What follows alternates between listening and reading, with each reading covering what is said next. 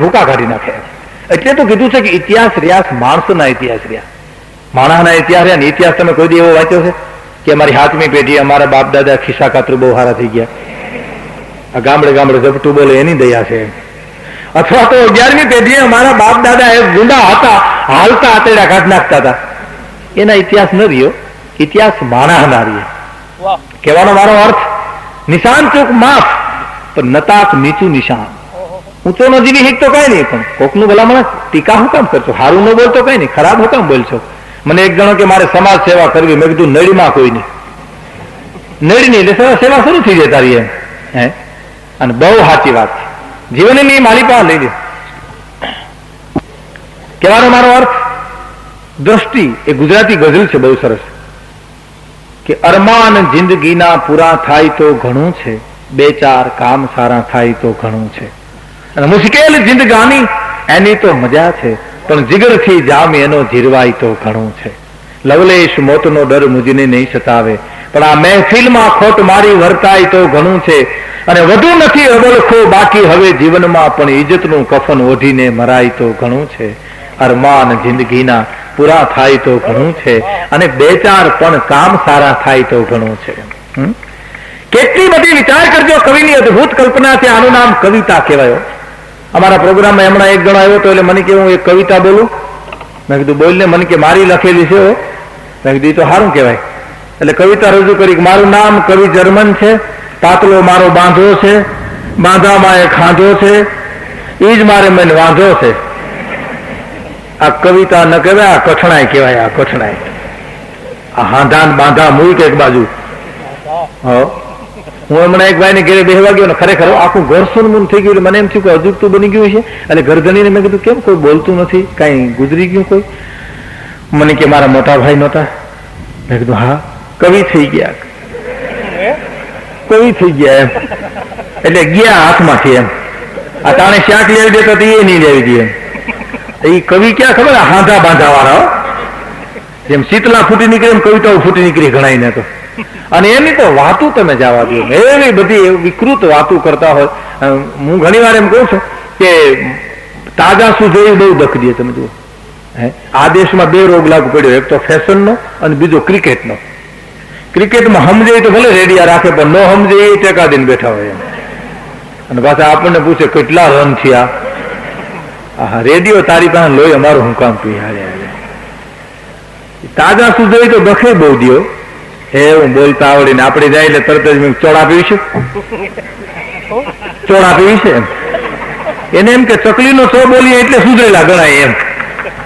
ચારે પગે ચકલીના સો ઉપર ચડી જાય. હા, તરત જ આપણે જાય એટલે કે ચોળા પીવી છે. આપણે કે ના તો સિગરેટ મગાવ્યું. હું કામે સોટી પીડ્યો લેવા દેવા તો ચકલ ચોપારીના કટકા. હા, લાગત ચકલીનો સો લ્યો ભાઈ. ભાઈ આપને એમ થયું તું તો ન સુધરે તો સારું કહેવાય. હોસ્પિટલમાં હું હમણાં મારા એક મિત્રના બાપાને દાખલ કર્યા હતા. હકીકત છે, હું ખબર કાઢવા માટે ગયો. એટલે મેં કીધું એને ગ્લુકોઝના બાટલા ચડાવ્યા હતા. એટલે મેં કીધું કેમ છે બાપાને? એટલે હળી કાઢતો મને આવીને કે મને કે જુઓ ને ભાઈ, લુખોના બાટલા ચડાવ્યા. ક્યાં ગ્લુકોઝ ને ક્યાં લુખો હો. આના કરતા બાટલા ચડાવ્યા એમ જ કેમ? પણ એને ભયડા જ કરે એમ, આડે ધડે એમ. તમને ખબર છે ને, નાનપણમાં જે વિદ્યાર્થી ભણવા જતો હોય તો રૂડો લાગે. 5 વર્ષનો હોય, કપાળમાં ચાંદલો કર્યો હોય, ને હાથમાં પાટી દીધી હોય, ને કાટ પગલા માનતો જતો હોય, હેરી આખી દાંત કાઢતી હોય. ભાઈ એ 5 વર્ષનો એ નિહાળે જતો રૂડો બહુ લાગે. બાકી 15 વર્ષના ભડ ભાદર થયા હોય, આખું ઘર ટીંગાટોરી કરી નિહાળી મૂકવા જતો હોય, વાહામાં વાહણા ફાડી નાખ્યા હોય, અને ઊભી બજારે ભાભરો તો ફાડતો હોય. હોય મારી હોય બાપલિયા, મારી હવે નિશાળને દરવાજેથી તો આવે છે, વંડી ઠેકીને આવે ને વંડી ઠેકીને જાય. એટલો બધો મેળવો હોય. અને નાના નાના છોકરામાં એવો ભૂંડો લાગતો, કોડિયું દાણીઓ પીડ્યો એવડો. અને પાછો ઉભો ઉભો એ કોડે એ કો. હવે ક્યાં ખાથી રહી જા ભલા મને. હવે તું ડોક્ટર કે વકીલ થાય વાતમાં માલ નમ રે. વેલો બેસી ગયો હતો. અમારે એક ભાઈ ને કોઈ પૂછ્યું તમારા દીકરા ક્યાં સુધી ભણ્યા? તો રોંઢા સુધી. સવારે બેહેડે ને હા રોંઢે વી એવા કોકના માથામાં પાટી ફોડીને પછી આપણને એમ થાય કે આ તો વહેલું થાય તો સારું કઈ અટાણે મોડું. દરેક બાબતમાં વીજળીને ચમકારે મોતીડા પરો પાનબાઈ નકર અચાનક થાય છે અંધારા. પ્રૌઢ શિક્ષણ હાલે આપણે ગુજરાતમાં બધી હાલતા છે ને. ભાભાવ ભણાવે સોરે 60 વર્ષના બિચારાને આમ દેહ હાથ મારીએ લાકડીને ટેકે. મેં કાનો કાને એક બાબાને પાટ લેતા સાંભળ્યો હો. એ માસ્તરે કીધું ઉભા થાવ બાપા, એટલે 60 વર્ષનો 3 ટેકે ઉભો થયો બિચારો. બોલો બાપા, આઠડે 8 પાડો રણકતો હોય એમાં. બોલો બાપા 9 તો 9. બોલો બાપા એકડે મીડે ઘમ. અરે નહીં બાપા બોલો એકડે મીડે ઘમ. હવે માસ્તરે કોઈ દી એકડે મીડે 10 શીખવાડ્યા ને બાપાને કોઈ દી 11 આવ્યા ને આ થાય કોઈ દી હે. અને એટલે તો કીધું છે કે વીજળીને ચમકારે મોતીડા પરો પાનબાઈ નકર અચાનક થાય છે અંધારા. મનુષ્ય અવતાર મળ્યો હોય એ મનુષ્ય અવતારની માલિકા ધર્મનું, નીતિનું, ન્યાયનું, માણહાઈનું જો મોતીડું પરોવાઈ જાય તો બાકી તો પસ્તાવા સિવાય કઈ હોતું નથી. અને એટલે તો કવિએ કીધું છે કે બીજું તો કાંઈ નહીં પણ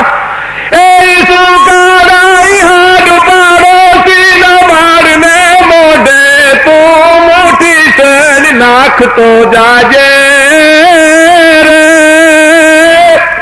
ભાઈ તને મળ્યું હોય તો આપતો જાજે.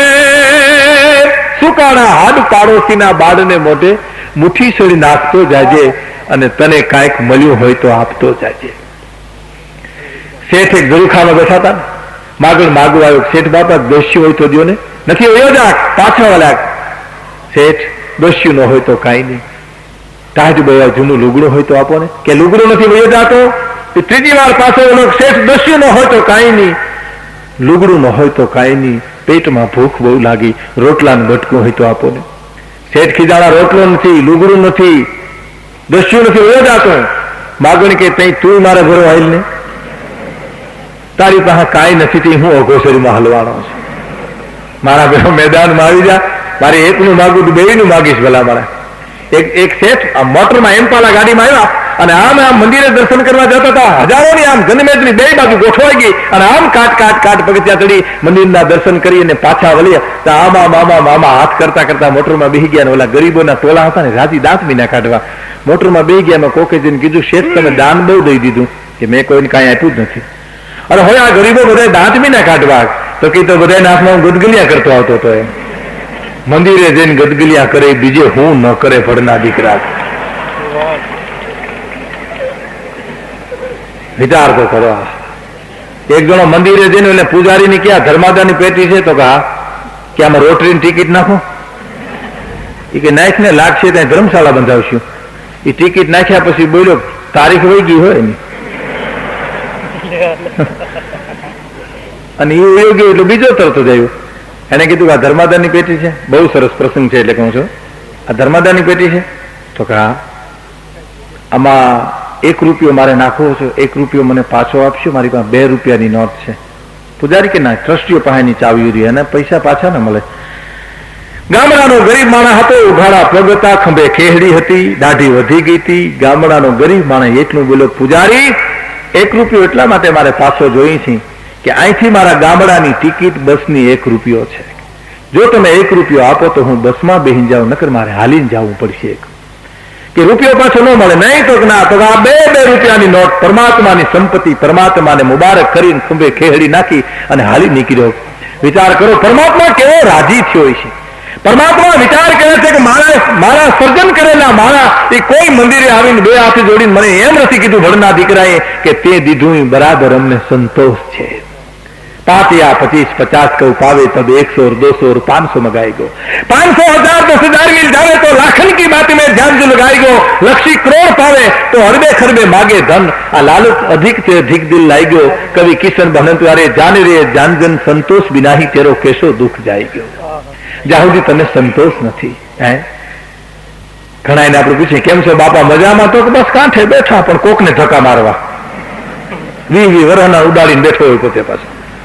અને આપણે પૂછીએ બાપા મજામાં તો હા મજામાં, 3 દીકરા છે, 2 ના લગ્ન થઈ ગયા, પણ કીધું આપણે હબાકો નીકળે કે કેમ બાપા પણ 1 ના લગ્ન થઈ જાય તો જોતો જામ બસ. આ આંખે મારા દીકરાને વરરાજા તરીકે જોવો છે. પરમાત્મા દયાનો સાગર એને વરરાજો દીકરાને બનાવે ને બાપ તરીકે જાનમાં જઈને મોજ કરાવે ને પછી આપણે પૂછીએ કે બાપા હવે તો સંતોષ ને? હા, આમ તો સંતોષ, પણ આપણે કે હજી શું ઘટે? આપણે કે હું બાપા તો દીકરાને શેર માટીની ખોટ છે, જો મારો વાલો મહેરબાની કરે તો રમાડતો જાઉં, બસ. એ ભાગમાં હોય તો હાથ છેરાવી પડે. હવે કેવો દુઃખી થાય એ જોતો હતા, ભેરા ભાઈ બેઠો હતી. पर संतोषी जन से सुखिया तृष्णा ये परमात्मा दयानो सागर कोई दुख दे नहीं. दुख तो आपने उभा कर्या छे, आपणे सहन नहीं कर सकता ने, એટલે આપણે પરમાત્માને કહી છે કે હે મારા નાથ આવું દુઃખ નહોતું દેવું. દુઃખ એને નથી દીધું, તે બપોર પહેલા ઊભું કર્યું. આ તમે જો કાળવામાં તમે મોટર લઈને ખટારો નીકળશો ને તો હોર્ન મારશો ને તો ઢોરટી જા માણા નહીં હતે. એનું કારણ હું તમને ખબર, કેપેસિટી ઉપરાંત ટેન્શન લઈને ફરે. 20 વર્ષનું લઈને બેઠા. અને આપણા વડવાઓ સુખી હતા. તમે જો આપણા બાપ દાદાને એક ડુંગળીના ગાંઠિયા અને બબે રોટલા ખાઈ જતા, એ ઢેફાની પથારી કરીને સુઈ જતા. એનું કારણ હું તમને ખબર, એને પરમાત્મા પર વિશ્વાસ હતો કે દયાનો સાગર જનેતાના ઉદરમાં આપણે હોઈએ ને તો આપણો જન્મ થાય પહેલા માના હૈયામાં દૂધની વ્યવસ્થા કરી દે. અને એ દૂધની વ્યવસ્થા કર્યા પછી એમ કહેવાશે કે આપણો જન્મ થાય અને જન્મતા પેલા જનેતાના હૈયાની માલિકા જે પરમાત્મા દૂધની વ્યવસ્થા કરે, જન્મ દીધા પછી બટકો રોટલો ખાવા નહીં જી. એ સંતોષ હતો, એટલે એ સુખી હતા. આજે એર કન્ડિશન રૂમ બનાવ્યા પણ આપણે ઊંઘ નથી આવતી, શું કરવું? 32 ભાતના ભોજન છે પણ ભૂખ નથી લાગતી, ક્યાં જવું? આ દેશમાં 2 વર્ગ છે, એક બહુ સુખી, એક બહુ દુઃખી. સુખી શું વિચાર કરે ખબર? શું કરીએ તો ભૂખ લાગે. અને દુઃખી એમ વિચારે છે કે ભૂખ લાગે ત્યારે શું કરીએ. વિચાર તો કરો. એક કવિએ પૂછ્યું હતું મુંબઈમાં નગર શેઠને કે આ એર કન્ડિશન રૂમનું કેટલું ખર્ચ થયું? કે 1.5 લાખ રૂપિયા નાખ્યો આમાં. ઓહો, આમાં તમે હોય એટલે તમારા કાળજામ ટાટેક થાય ખરી? કે ના, કાળજામ ટાટેક નથી થતી. નહીં તો ના, કે ત્યાં 1.5 લાખ રૂપિયા વાપરી અને ભીતુના પાડા કાઢા કર્યા, એના કરતા ગરીબોના કાળજા ઠર્યા હોત તો ક્યાંક ધર્મશાળા બાંધી હોત તો, ક્યાંક કૂવો ગાલ્યો હોત તો, ક્યાંક નિશાળ કરી હોત તો. એ નિશાળમાં અભ્યાસ કરી, એ કૂવાનું પાણી પી, ધર્મશાળામાં લાંબો વાહો કરી અને એ મારા તને અંતરનો આશીર્વાદ આપત ને તો તારા કાળજામાંથી અંતરાત્મામાંથી તાજકના છેરડા છૂટત ભાઈ. એટલે કીધું છે કે પરમાત્મા કોઈ બી દુઃખ ન દે, દુઃખ આપણે ઉભા કર્યા છે. ઘણા તો તમે જો અડધી રાતે ઉઠી જાય ઊંઘમાંથી અને ખાટલામાં એકલો બેઠો બેઠો બીડીયું ટેકાવે, પછી હાંધા લે, સમજે વિચારે સડી ગયો હોય ને પછી. અને એવી બીડી પીને એવી ઉધરો થાય કે આપણે એમ થઈ ગઈ બંધ થઈ ગઈ ઉધરો પણ ઊંચી સડી ગઈ હોય. પોણી કલાક સુધી ઘૂરું લઈ ગયા હોય અને હેઠી આવે તે ખબર પડે કે આ તો ઊંચી સડી હતી, આ ક્યાં બંધ થઈ છે. અને બીડી ટેકાવી અને પછી વિચારે ચડી જાય. શું કે ખબર? રામજીભાઈ ખરા ને એ પ્રેમજીભાઈ જેવા નહીં, પણ ભલામણા નો જ હોય ને. બેયની માં નોખી, બેયના બાપ નોખા, બેયની નાયક નોખી. તું અડધી રેતે તારા ખાટલામાં હું કામ કોડા ભેરા કરીશો? બેયને આયલે લેવા દેવા વિના. તને જેમાંથી હારું એ લઈ લે ને. પરમાત્મા દુઃખ નથી. વિચાર કરજો તમે, બહુ સાચી વાત છે કે પોતે પોતાના ફળ નથી ખાતા રે, ઉપકારી એનો એ ભાઈ મોરે. ઓલી ગાવડી પોતે રે એ પોતાનું દૂધ નથી પીતી રે, ઉપકારી એનો. ગા પોતાનું દૂધ પી, જંગલના ઝાડવાના પાંદડા ખાય, ઘાસ ખાય, મને તમને દૂધ પીવડાવે, એટલો ગાવાનો ઉપકાર ગુણ છે. અને ઝાડવા પોતે પોતાના ફળ નથી ખાતા. એક 35 આંબાનો બગીચો હતો ને, એનો ચોકીદાર ચોકી કરતો હતો. એ નજર ચૂકવીને એક જણો ટેકલી ડેરે સડી ગયો ભાઈ. અને કેરીઓ મીઠો ખાવા એટલે ચોકીદાર કે હેઠો ઉતાર, તો દાંત મીઠો કાઢવા. હેઠો ઉતરી કેવા દે તારા બાપને તો આ બાજુના આંબા ઉપર જુઓ. તો એનો બાપે ટેકલી ડેરે સડ્યો હતો. હા, તો એમ થયું કેને જઈને કેવા જાઉં, ફરિયાદ ક્યાં કરવી આમાં, જ્યાં ઘાણવા આખા દાજી ગયા હોય ત્યાં. એક જણો બજારમાં તોફાન કરતો હતો, એટલે એમાં કોકે જઈને એના બાપને ડેલીમાં જઈને કીધું કે આ તમારા છોકરાના વાળો તોફાન બહુ કરે છે. તો એટલે એના બાપને જવાબ ન આપ્યો કઈ. બીજી વાર કીધું તમને કહું છું, આ બજારમાં છૂટા પાણા ઉડાડે, ભલામણા વાળો ને ક્યાંક લાગી જાય. બોલો કાંઈ ન બોલ્યો એટલે ત્રીજી વાર બોલ્યો, એ ભલા મારા તમારો છોકરો બજારની માલિપા તોફાન કરે, કોકના ખોપના ફાડી નાખશે, છૂટા પાણા ઉડાડે, તમને કહું છું. તો એ બોલો એટલું બોલ્યો, તમને પાણો લાગ્યો? હે કે તમને પાણો લાગ્યો તો હું જરીક રહી ગયો તો કે મારો ન હોય.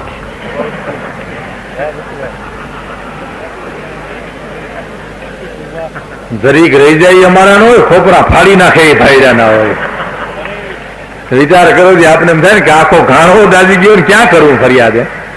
એટલે તો નાજીરે લખ્યું છે કે એ જેને દિલમાં દયાને સ્થાન નથી ત્યાં વાત ન કરી દિલ ખોલીને, એવા પાણી વગરના સાગરની નાજીરને કશી જરૂર નથી. દિલમાં દયાને સ્થાન નથી ત્યાં વાત ન કરી દિલ ખોલીને, એવા પાણી વગરના સાગરની નાજીરને કશી જરૂર નથી. હું માગું અને તું આપી દે, વાત મને મંજૂર નથી. કશી જરૂર નથી. હું માગું અને તું આપી દે, વાત મને મંજૂર નથી. મને કે ભાઈ બિનવારસી લાશ પડી છે, પોલીસ ખાતું લેવા આવે એ પેલા લાશ પડી છે, એના બાજુની દુકાન વાળાએ સફેદ લુગડું ઢાંકી દીધું છે.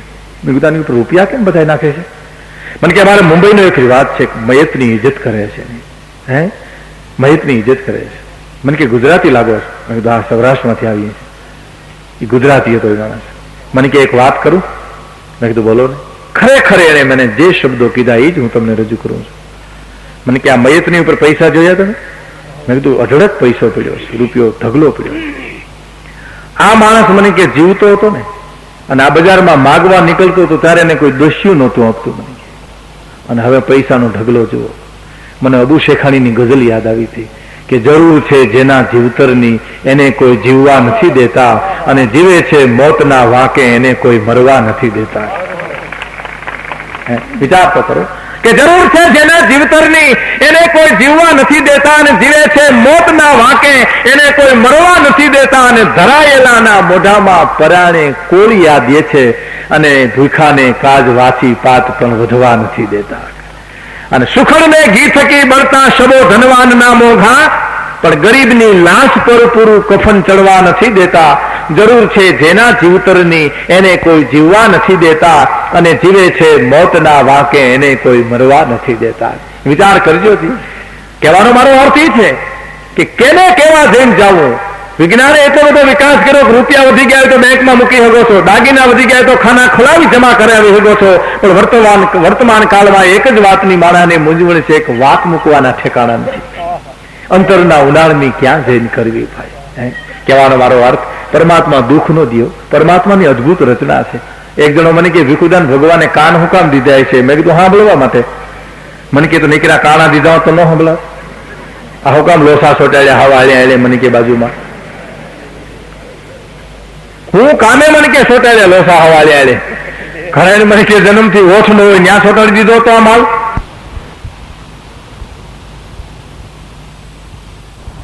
બાજુમાં મને ઘુમરે નાખી દીધું એને હાવો. તારી વાત તો હાવ સાચી છે, પણ તા તો મને એને કીધું મને કે ભાઈ ભગવાનને ખબર હતી કે આને ચશ્મા આવશે.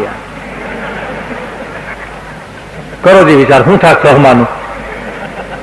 ખીલા ધર્મ ખોપરામાં કઈ આપણે એના દાંડલા રાખવા વાળું થી વિચાર તો કરો. કેટલો બધો પરમાત્માની દ્રષ્ટિ આગળ છે કે ઝાડવા પોતે પોતાના ફળ નથી ખાતા, ઉપકારી એનો આત્મો. કહેવાનો મારો અર્થ લોક ડાયરો છે. લોક ડાયરામાં હસવાની વાતે આવે, હાસ્યરસી મર્યાદાપૂર્ણ હાસ્યરસ. આ બેનું દીકરીઓ માતાઓ વડીલો બેઠા છે. લોક ડાયરો એક જ મનોરંજનનું માધ્યમ એવું છે કે જેમાં બાપ અને દીકરી બહેન સાંભળી શકે, ભાઈ ને બેન બહેન સાંભળી શકે, મા અને દીકરો બહેન સાંભળી શકે. અને મને તો અહીંયા આવ્યા તારા અમારા જુનાગઢના જ અમુક મિત્રો અમને ફરમાઈશ કહી ગયા છે કે પ્રાણભાઈ પાસે આ ગીત સાંભળવા, તમારી આ વાત સાંભળવી, મીનાબેન પાસે આ ગીત સાંભળવા છે. જરૂર રજૂ કરી દઈશું. કોઈ તમે આ ચિઠ્ઠી મોકલતાની કારણ ઘણી વાર શું છે ફરમાઈશની ચિઠ્ઠીઓ આવે ને રજૂ ન કરીને પછી જાહ ચિઠ્ઠીઓ મને આવવા એમ કે રજૂ કરી દઈશ ને કે આજે શોકમાં ઉભા એમ બરાબર. પણ આનંદ કરવો છે. પણ મેં તમને કીધું ને કે ઝવેરચંદ મેઘાણીએ સાહિત્યની સેવા નથી કરી. મેઘાણી એક જ સૌરાષ્ટ્રનો એક સમર્થ કવિ. એ વાણિયા એ સેવા નથી કરી, પણ એ વાણીઓ આ સાહિત્યની પાછળ ખપી ગયો છે ભાઈ. અને મેઘાણી જયારે ગુજરી ગયો ત્યારે કવિ કાગે એટલું જ કીધું હતું કે છંદા ગીતા ને સોરઠા સોરઠ સરવાણી, એટલા રોયા રાતે પાણી આજ મરતા મેઘાણી ભાઈ. અને મેઘાણી ભાઈના મૃત્યુ પછી કદાચ કોઈક સૌરાષ્ટ્રના ચારણને એમ લાગ્યું છે કે હજી આ શ્રદ્ધાંજલિ ઓછી પડે છે, અને લખ્યું છે કે માત સરસ્વતી મીઠ માંડીને આમાં જ્યોતિ કોઈ દુલારો, એ સત્યભાષી નિર્ભય નિર્વ્યસની હવે કોણ ઉપાસક મારો. પછી બાવલ બેટડો જોઈ બગસ રે ઈ હૈયામાં હરખાણી, એ પાછો અમર લોક થી આવ્યો અમારા સાયર મેઘાણી, એ ભાઈ અમર લોક થી આવ્યો અમારા સાયર મેઘાણી. હે મેઘાણી, કોણ હવે કોદાળી લઈને ધરતી પર ધંધોળે, અને કોણ હવે શમશાન જગાડી અને ખપી ગયા ને ખોળે. ભાઈ શમશાનના મરના મેઘાણીભાઈ બેઠા કર્યા છે. એટલું નહીં, પણ મેઘાણીભાઈ સૌરાષ્ટ્રની અનેક વાતો લીધી છે. અને આપો દાનો અને આપો વિહામણ જેથી ઘોડે સવાર થઈને નીકળ્યા હતા, અને આગળ ઘોડું અટકી ગયું. મેઘાણીભાઈની બહુ સરસ પ્રસંગ. અને આપો દાનો આગળ જઈને એટલું બોલ્યા હતા કે કોણ, અને તેથી અસવારે એટલું કીધું તું ઘોડું આગળ નથી હાલતું બાપુ, કોક છે, અંધારાની માલિપા કોણ છે એ ખબર નથી પડતી. અને આમ ઘોડા નીચે ઉતરી અને આપો દાનો આમ ધીમે ધીમે ડગલા માંડી અને જોયું એક દીકરી બેઠી હતી. વગડો હતો, જંગલ હતું, અડધી રાત હતી, હાથે હાથ ભૂજતો નહોતો. અને સૌરાષ્ટ્રનો એમ નાનો ભગત એમ કહેવાશે કે એટલું જઈને બોલ્યો કે કોણ, જીણા જેના હાથે દીકરી એટલું બોલી, બાપુ હું છું. અને સૌરાષ્ટ્રનો ચલાળાનો મંતદાનો ભગત આગળ વાત કરી, બેટા તું? હા બાપુ હું. બેટા અહીં એકલી? હા બાપુ. છેટા રહેજો, મારા માથામાં જીવડા પડ્યા છે, મારા માવતર મને આમ અઘોર વનમાં મૂકી આવ્યા છે, મારા માથામાં એવી ઉંદરી થઈ, એ ઉંદરી ખજવારી ખજવારી એમાં જીવડા પડ્યા છે. બાપુ દુર્ગંધ આવે છે. ગામના મારા માવતરને કીધું તારી દીકરીને જંગલમાં મૂકી આવી, અને મને જંગલમાં મૂકી આવ્યા છે. અને સવાર બપોર હાજ કોક આવી અને આમ રોટલા બે ત્રણ નાળાઓ મૂકી જાય છે, એટલે હું લઈ આવીને ખાઈ દઉં. બાપુ મને પીડા બહુ થાય. અને એ સૌરાષ્ટ્ર સંત એટલું બોલ્યો તો, દીકરી આ મટતું નથી? ના બાપુ, એમ કીધું તું કે કોઈ કાળિયો કૂતરો આવી અને માથામાં જો ચાટી જાય ને તો આ મટી જાય. નથી આવતો કાળિયો કૂતરો બેટા કોઈ? ના બાપુ, નથી કોઈ આવતું. ગોળના પાણી રેડ્યા પણ કાળિયો કૂતરો પાસે નથી આવતો. શું કરવું? અને સૌરાષ્ટ્રનો એ સંત ખુરદનારાયણ સામે હાથ જોડી કીધું કે હે મારા નાથ, હે પરમાત્મા, હે કાળિયા ઠાકર, અટાર સુધી જો મન કર્મ વચનથી મારાથી કાંઈ પાપ ન થયું હોય તો મને તારો કાળિયો કૂતરો બનાવી દે મારા નાથ. અને આ દીકરીની મને વેદના સહન કરી લેવા દે, હું તારો કાળિયો કૂતરો બની જાઉં. અને કાળિયો કૂતરો બની એવી પ્રાર્થના કરી અને દીકરીના માથાની ઉપર જીભના શારીક લબરકા લીધા. એ કોળું ધબાક જેવું માથું થઈ ગયું. અને દીકરી એટલું બોલી હતી કે બાપુ તમે મારી પીડા હરી તો મેં નથી હરી બેટા, તો તારા કાળિયા કૂતરા એ હરી છે, મેં નથી હરી. આ સૌરાષ્ટ્રની ધરતીની તાકાત છે એમ કહેવાય. અને કોકનું દુઃખ હરણ કરવા માટે મેઘાણીભાઈ ગમે નથી ગામડા ખૂંદી ખૂંદી અને વાતો મળી, અને મેઘાણીભાઈ જે વાતોને ગ્રંથમાં લીધી એને સૌરાષ્ટ્રના હેમુ ગઢવીએ કંઠમાં લીધી. ભાઈ પછી ગામડે ગામડે ગીતોને પુગાડ્યા. અને હેમુ ગઢવી જેથી ગુજરી ગયા ને તેથી સૌરાષ્ટ્રના કવિ દાદે કીધું તું કે ઘટા ઘન ગોર ગગને મેઘ જળ વરસાવશે ને નીલ વર્ણની ગોઢની જાગતા સર પર ધારશે, ગહેકાટ થાતા મોર ઘન અને પીયું ઘન પોકારશે.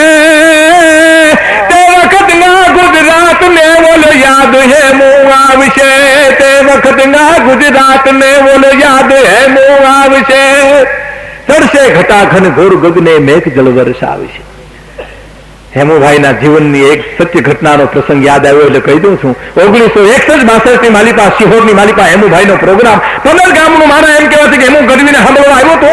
એ મૂળભા બંકડા નાતડિયા હથિયાર માંડીથી શિવાજીનું હાનડું, ચેરિયાનું હાનડું, રાહડા લોકગીતો એ હવાર સુધી હેમુભાઈ ગામને પંદર ગામને મજા કરાવી અને પ્રોગ્રામ પૂરો થયો. અને હેમુભાઈના મિત્ર જે મુંબઈમાં હયાત છે એને મને વાત કરી, હું તમને કરું છું. હેમુભાઈ મને એટલું કીધું મને કે ભાઈ આ નીકો નીકળ્યા છીએ ને તો જરીક બેનને મળતા જઈએ.